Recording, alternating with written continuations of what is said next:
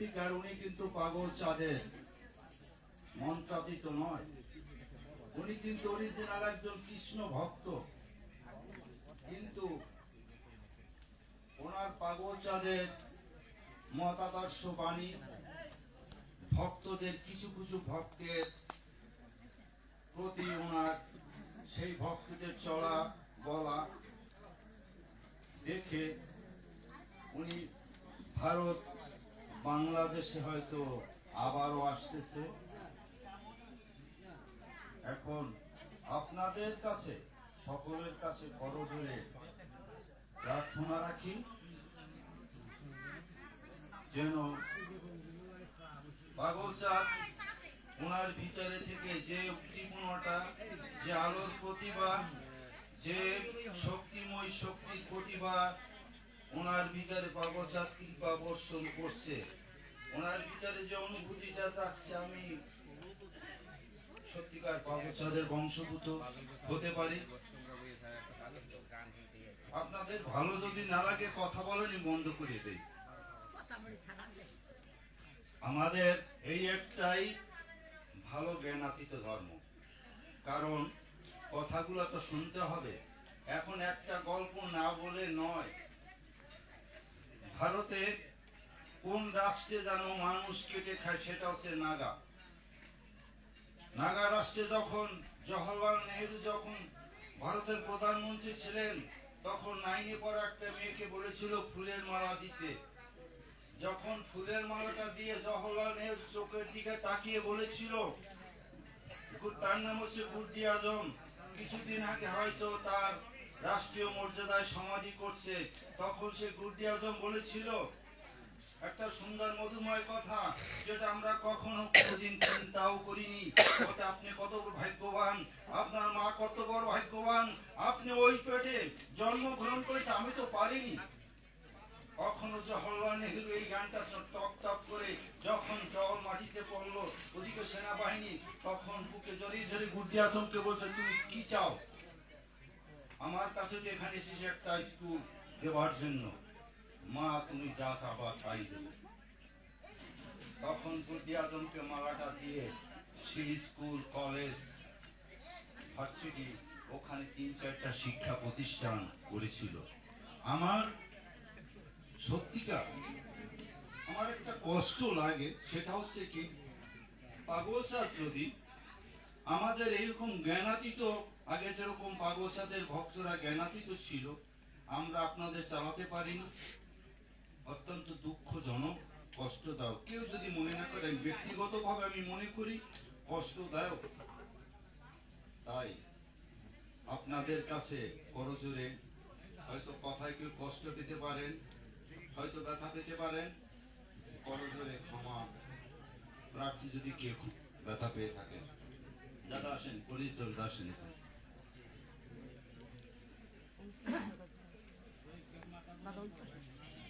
ওই সাইডে যাও, ওইখানে যাও।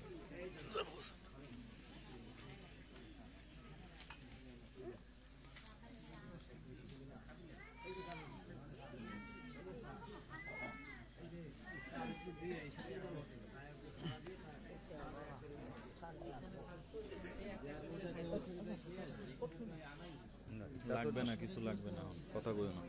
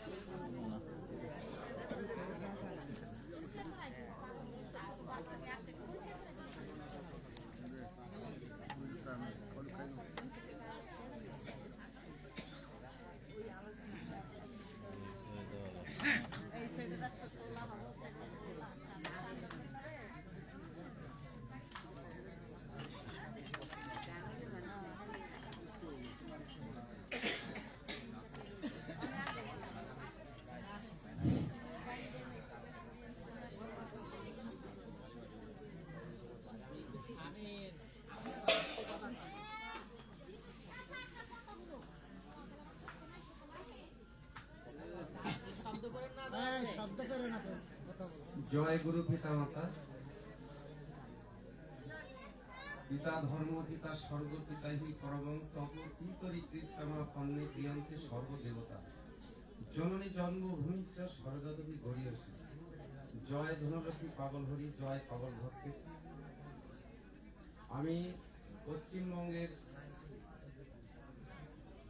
পাগলচাঁদ মহাসংঘের পক্ষ থেকে উপস্থিত সকল ভক্ত এবং বিশ্বের সমস্ত ভক্তের চরণে আমার ভক্তিপূর্ণ প্রণাম।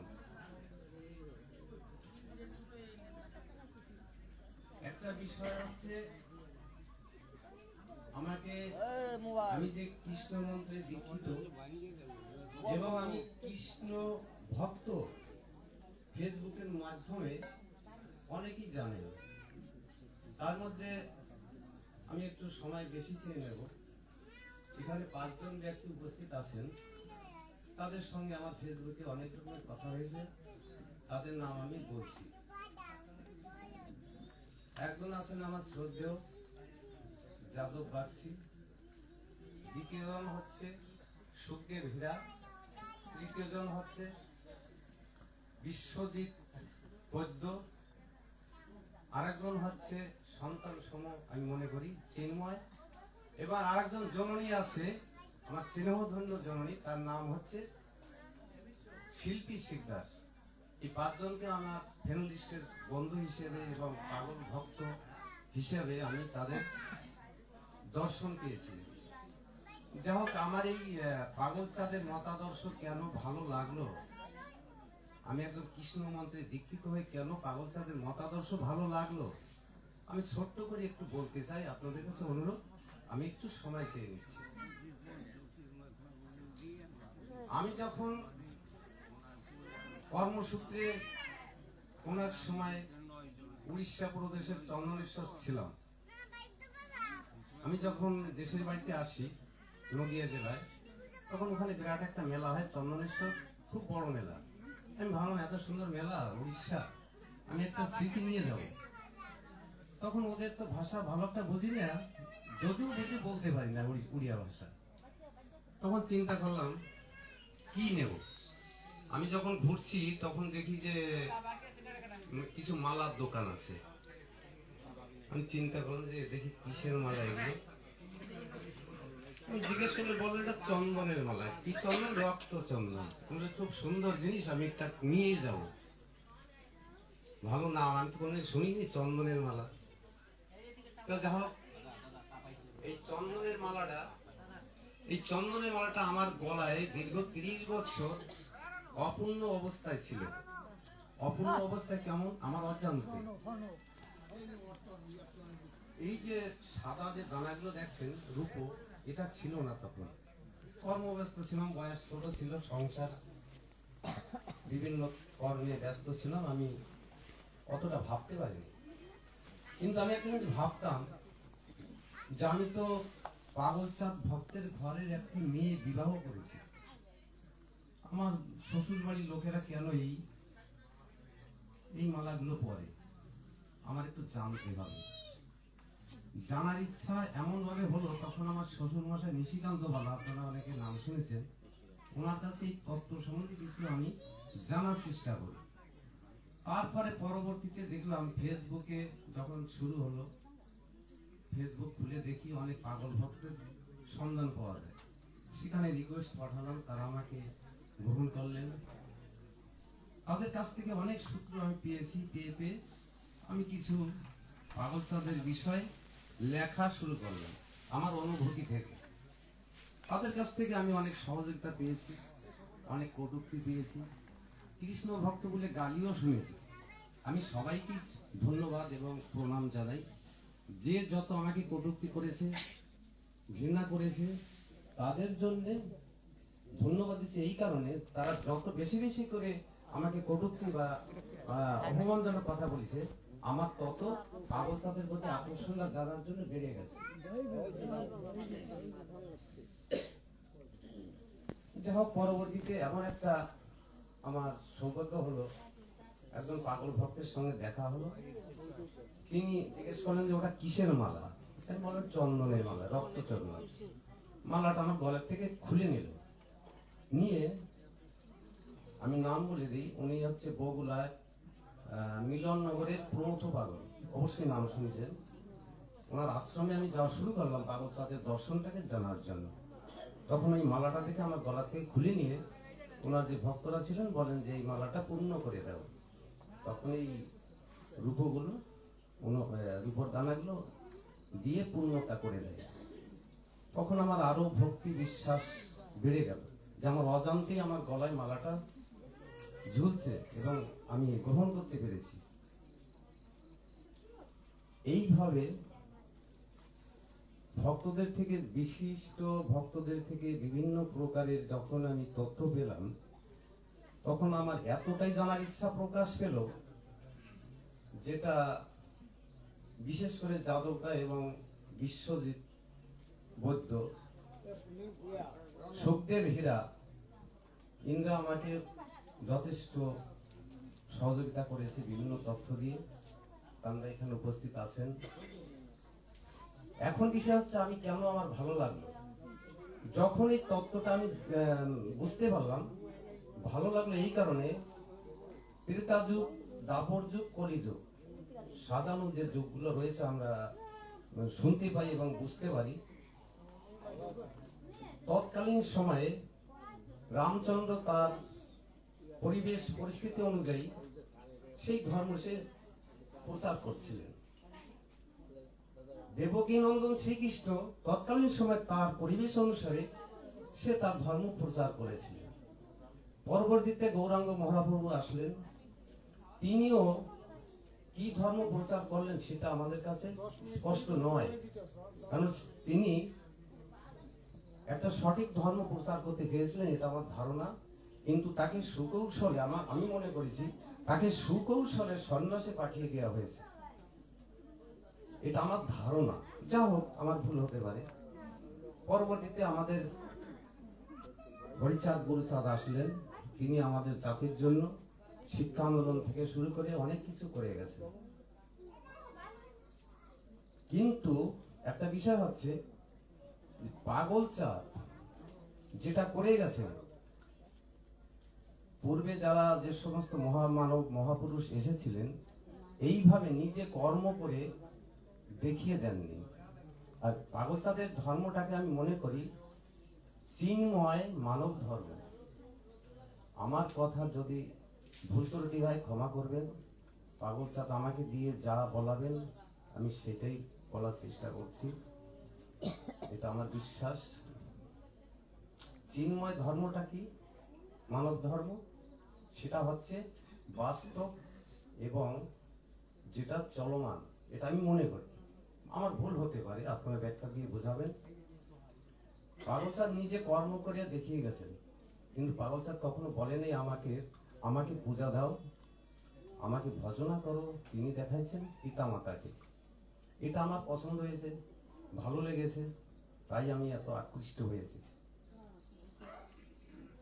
তারপর কিছু জিনিস মনের ভিতর সন্দেহ দানা বাঁধলো।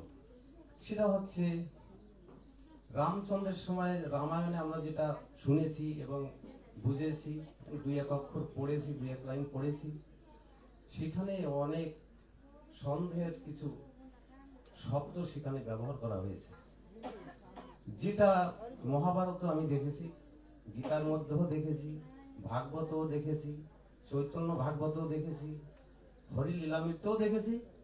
এবং আমার একটা দুঃখ লাগে, পাগল চাঁদের যে রসা সিন্ধু, ওটা অন পড়েছে। রসা সিন্ধুর ভিতরে কিছু, ওটা আমি বলতে চাইনি, বিশেষ করে কিছু ত্রুটি আমার চোখে ধরা পড়েছে। তা নিয়ে আমি অনেক কথা বলেছি, এটা সংশোধনযোগ্য। তাই একজন পাগল ভক্ত বললেন যে গৌর পাগলের লেখা, ওখানে আমার হস্তক্ষেপ করার কোনো জায়গা নেই।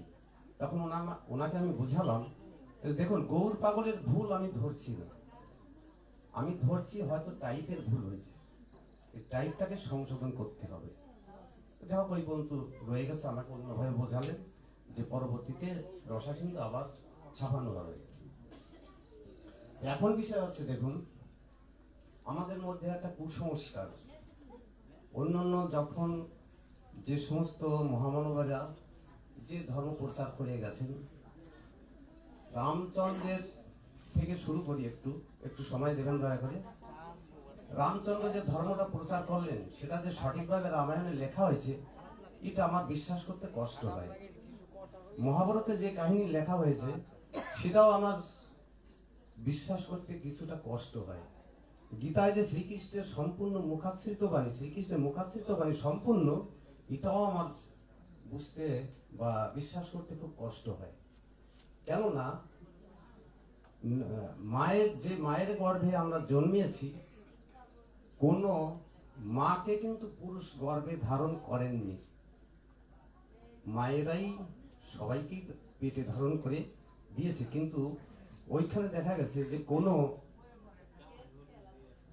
কোন শাস্ত্র গ্রন্থে নারীদের সম্মান দেওয়া হয়নি, যেটা পাগলচাঁদ দিয়ে গেছে। এটা আমার মনে হয়েছে। যেমন সেই নারী ধর্মের উপর আমি ছোট্ট একটা কথা বলি, ভুল হলে ক্ষমা করতে চাইছি। শ্রীকৃষ্ণ লীলায় যে রাসলীলাটা করলেন, আমি প্রশ্ন করেছিলাম ভাগবত গোসাইদের প্রতি যে শ্রীকৃষ্ণের এই যে লীলাটা, এটা এইভাবে কেন প্রকাশ করা হলো ছবিতে, যেটা সভ্য সমাজ গ্রহণ করতে পারে না। তো বললাম ওটা দেহতত্ত্ব। আমি দেহতত্ত্ব যদি হয় তো দেহের ভিতরে থাকতো, সেটা প্রকাশ পেল কেন? উত্তর দিতে পারে না। আমি বললাম যে আমাদের ভিতরে যে আমরা শিক্ষা বিজ্ঞানের জগতে যে এখন আমরা কুসংস্কারের মধ্যে পড়ে আছি, যেটা পাগলচাঁদ কখনো সমর্থন করেননি। পাগলচাঁদ কুসংস্কারকে বর্জন করতে বলেছেন, পাগলচাঁদ অপসংস্কৃতিকে এড়িয়ে যেতে বলেছেন, কিন্তু আমরা সেই সঙ্গে আমরা কেন তো জড়িয়ে গেছি। পাগলচাঁদ বলেছেন সমাজের ভাব রক্ষা করো, কিন্তু ভাবের ঘরে ভেসে যেও না। এটা আপনাদের মুখে, ভক্তদের মুখে শোনা। পাগলচাঁদের তিরোধামের অন্তত 10-12 বছর পরে আমি জন্মেছি এই পৃথিবীতে, আমি তাকে দেখিনি এবং শ্রীধামে জীবনে কোনোদিন যাইনি। পাগলচাঁদের ভক্ত সঙ্গ করার সৌভাগ্য আমার হয়নি। যা হোক, আপনাদের আশীর্বাদে এবং পাগলচাঁদের কৃপায় আপনাদের এই আপাতত বাংলাদেশে এসে ভক্ত মিলন সঙ্গে গিয়ে নিজেকে অনেক গর্বিত এবং ধন্য মনে করছি। এত সুন্দর পরিবেশ নিয়ে আমি ভারতে হয়তো হয়েছে কোথাও কোথাও, এই পরিবেশ আমি কোথাও পাইনি। এখানে যে মানবতা, যে আন্তরিকতা নিয়ে অনুষ্ঠানগুলো হয় ভারতে খুব কমই হয়। আমি যেখানে এসে আপনাদের বড় করে যাচ্ছি তা নয়, এটা সবাই জানেন। আপনারা কম বেশি সবাই ভারতে গেছেন, অনুষ্ঠান দেখেছেন। এই ভালো লাগার ভিতরে আমার কিছু কষ্টও হয়। ভালো লেগেছে পাগলচাঁদের দর্শনকে আপনাদের কাছে জানার জন্য, বোঝার জন্য, সর্বোপরি হচ্ছে আপনাদের আশীর্বাদ নেওয়ার জন্যই আমি ভারত থেকে বাংলাদেশে এসেছি। পাগল ভক্তের আশীর্বাদ প্রার্থনায় আপনারা আশীর্বাদ করবেন। পাগলচাঁদের যতদিন বেঁচে আছি, পাগলচাঁদের ধর্মমতটাকে আমি যেন ভালো করে গ্রহণ করতে পারি এবং আমার পরিবারকে সেইভাবে সচেতন করতে পারি। এখন আমার কিছু জানার ইচ্ছা আছে। পরবর্তীতে যিনি বক্তব্য দেবেন, প্রশ্ন বললে ভুল হবে, তার কাছে আমি জানার দুটো পয়েন্ট রেখে যাচ্ছি। সেটা হলো, আমরা পাগলচাঁদকে কি ভগবান বলতে পারি? এটা আমার জানার ইচ্ছা। আরেকটা হচ্ছে, পাগলচাঁদ কি সত্যি 5টা বিবাহ করেছিলেন? এটা আমার জানার বিশাল ইচ্ছা প্রকাশ করছি। সেই সঙ্গে আরেকটু বলি, ভালো লাগার কথাটা বললাম, কিন্তু এবার খারাপ লাগার কথাটা বলি। সেটা হচ্ছে, পাগলচাঁদের 5টা বাণী আমি জানতাম না, 5টা মায়ের নামও আমি জানতাম না। পরবর্তীতে আপনাদের মতো ভক্তদের কাছ থেকে আমি জেনে শুনে বুঝেছি। দুটো বাণী আমাকে বেশি করে বিদ্ধ করেছে। 5টা বাণী সমতুল্য, তার ভিতর ব্যক্তিগতভাবে দুটো বাণী আমাকে বেশি করে বিদ্ধ করেছে। একটা হলো, সর্বোপরি হচ্ছে পিতামাতাকে ভক্তি করো, আর এটা পরেও দুটো বাণী, সেটা হচ্ছে সদা সত্য কথা বলো এবং হিংসাদেশ ত্যাগ করো। এই দুটো বাণী আমাকে বেশি করে বিদ্ধ করেছে। আমি পিতা মাতাকে ভক্তি দেওয়ার কথা ঊর্ধ্বে গিয়ে ওই দুটোকে আমি প্রকাশ করলাম এখানে। তা আমি বিভিন্ন অনুষ্ঠানে ভারতবর্ষেও কম বেশি যাই। আমি ভাবি যে আমি তো কৃষ্ণ মন্ত্রে দীক্ষিত, পাগল সাদের মতাদর্শে তো কখনো হিংসাদেশ থাকার কথা না। এত হিংসাদেশ কেন, এত মতভেদ কেন? এত যদি মতভেদ থাকে তাহলে পাগল সাদের ধর্মমাত্রাকে আমরা কি করে উন্নত করব, কি করে প্রসারিত করব, কি করে প্রচার দীর্ঘায়িত হবে বা উন্নত হবে? এই প্রশ্নগুলো আমাকে খুব বিদ্ধ করে। তো যাই হোক, আমি ভাবলাম যে একবার বাংলাদেশে যাই, শ্রীধামে দর্শন করব, ভক্তদের সঙ্গ করব, তাদের থেকে আমি আশীর্বাদ নেব এবং তাদের কাছ থেকে মনে কিছু জানতেও পারবো। হয়তো ভারতে সেভাবে যোগাযোগ ব্যবস্থা যতই ভালো থাক, এক জায়গা হওয়াটা খুব কষ্ট আমাদের পক্ষে। কম সংখ্যকই হয়, কখনো কখনো হয়। তো যাই হোক আর কি, এখন এই ভালো লাগা না লাগার ব্যাপারটা বাংলাদেশে আসার পর আমার দৃষ্টিতে এসে গেছে। মাত্র 15 দিন আমি বাংলাদেশে এসেছি, মাত্র 15 দিন।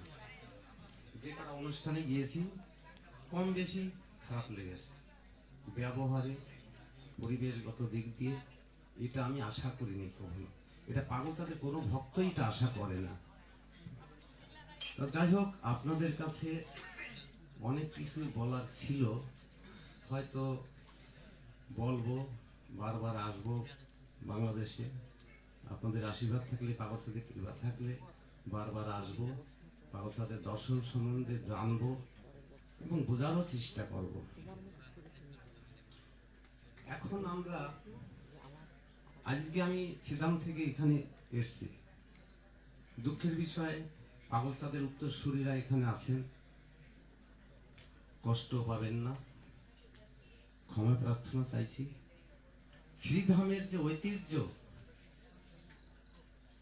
আমার মনে হয় আমি যে দৃশ্য দেখতে পেলাম কুয়াশায় ঢেকে যাচ্ছে,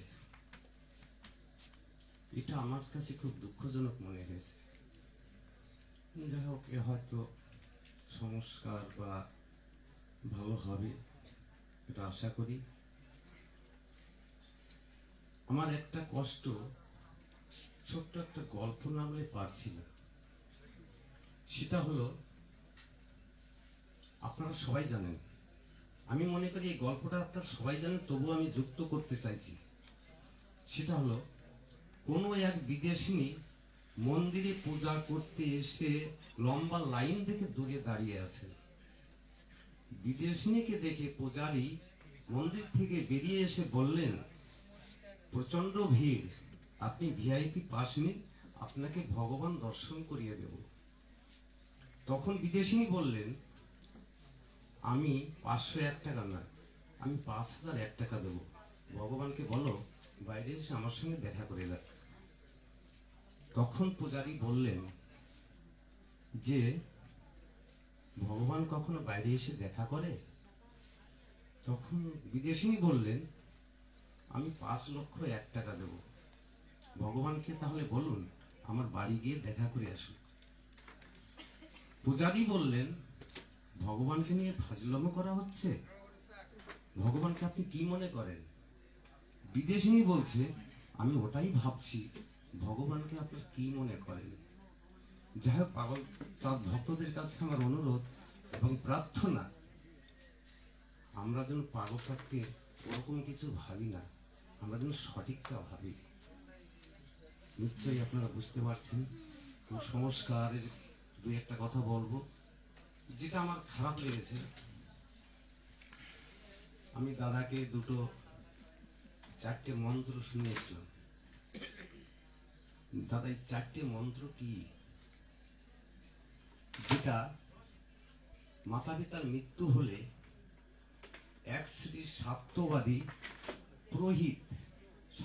পুরোহিত, আমি ব্রাহ্মণ বলবো না, ব্রাহ্মণ পূজ্য পূজনীয়, তথাকথিত যে ব্রাহ্মণ সম্প্রদায় আছে তাদেরও আমি সম্মান জানাই, আমি হিংসা করি না। কিন্তু ব্যক্তিগত কিছু স্বার্থন্বেষী ঠকবাজ আছে, তাদেরকে আমি বাউন বা ঠকবাজ বলেই ব্যাখ্যা করে থাকি। তারা যেভাবে আমাদের সম্প্রদায়কে শোষণ, নিপীড়ন, ঠকিয়ে যাচ্ছে, তার বিরুদ্ধে আমাদের সংগ্রাম এবং সচেতনতা হওয়া জরুরি।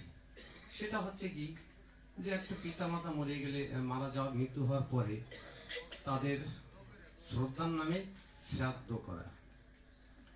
আমি একজনকে প্রশ্ন করেছিলাম, আচ্ছা শ্রাদ্ধ শব্দটা কেন উচ্চারণ করলে? বলে হ্যাঁ, ওটা পিতামাতার শ্রাদ্ধ করতে হয় স্বর্গে পাঠানোর জন্য। আমি বলি তাই নাকি? বলে হ্যাঁ। তা শ্রদ্ধা কাকে বলে? আপনি যদি শ্রদ্ধা করতে না পারেন, শ্রাদ্ধ কি গো? শ্রাদ্ধ তো একটা গালিবাচক শব্দ। যে কোনো সময় কাউকে কারোর প্রতি আমরা রুষ্ট হলে আমরা বলে থাকি তো শ্রাদ্ধ করে ছাড়বো, এটা তো একটা গালিবাচক শব্দ। আপনারা এটা কেন করেন? আচ্ছা ঠিক আছে। তারপরে আমি একদিন ভাবলাম যে ব্রাহ্মণে এত দ্রুত মন্ত্র পড়ে কি করে, এটা আমার একটা সন্দেহ হলো। এত দ্রুত সংস্কৃত শব্দ তো এত দ্রুত পড়া যায় না। তা এক বাড়িতে, এটা একবারে বাস্তব সত্য ঘটনা, আমার এক দূর সম্পর্কের নাতনির বিবাহেতে আশীর্বাদ দিতে গিয়েছিলাম। যদি আপনার কষ্ট হয় বলবেন, আমি ছেড়ে দেবো। যাই হোক, তখন আশীর্বাদী করার পরে ওদের মতানুসারে যেটা হয়, বৃদ্ধির একটা কাজ আছে। তখন বৃদ্ধির মন্ত্রে উনি বলছে দুটো শব্দ, চারটে মন্ত্র হলো কি, পাপাং পাপ কর্মাণি পাপ সম্ভাবা পাপ ফলং। আমি বললাম, তারপর যখন ওদের কার্য সম্পূর্ণ হয়ে গেল, আমি বললাম ঠাকুর মশাই শুনুন, আমি দুটো কথা জিজ্ঞেস করব, আপনি এখানে এই বৃদ্ধি পড়ায় কত পেয়েছেন?